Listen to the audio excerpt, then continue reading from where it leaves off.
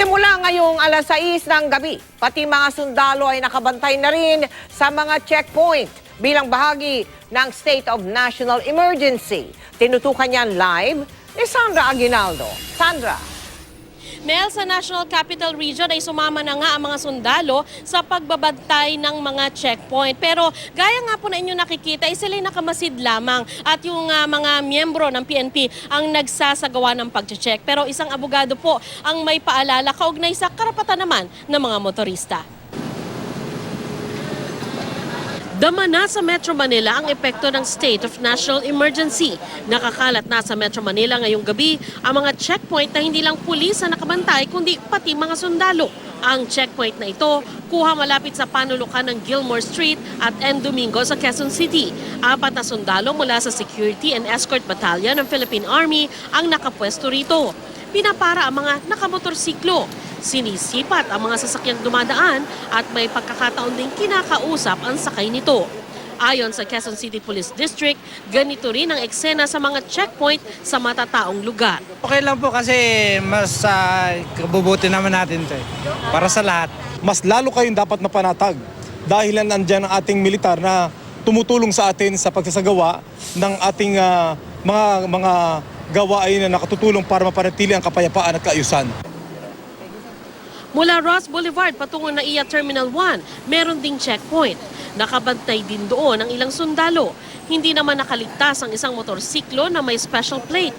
Inalis ng mga otoridad ang kanyang plaka. Ang checkpoint at pagkapkap sa mga taong kahinahinala ang kilos ay nakapaloob sa guidelines ng Proclamation 55 na nagdedeklara ng State of National Emergency on account of lawless violence. Pero may paalala sa Attorney Rowena Daroy Morales ng UP College of Law.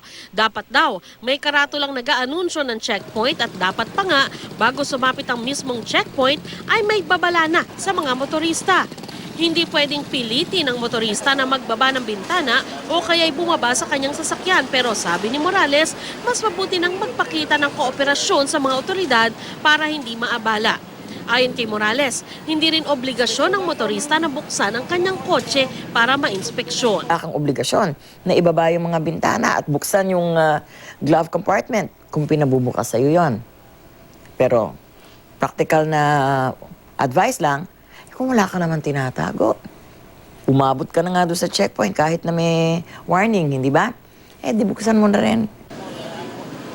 Paalala pa ni Morales, dapat nakakumpletong uniform at may ID ang mga pulis at sundalo. Wala hong parte ng katawan ng ating mga pulis ang papasok sa loob ng inyong sasakyan. May mga konting pagtanong, may sa magalang na pamamaraan, nagtatanong po yung ating mga pulis, kumusta po kayo? It shows the body language and the manner they respond.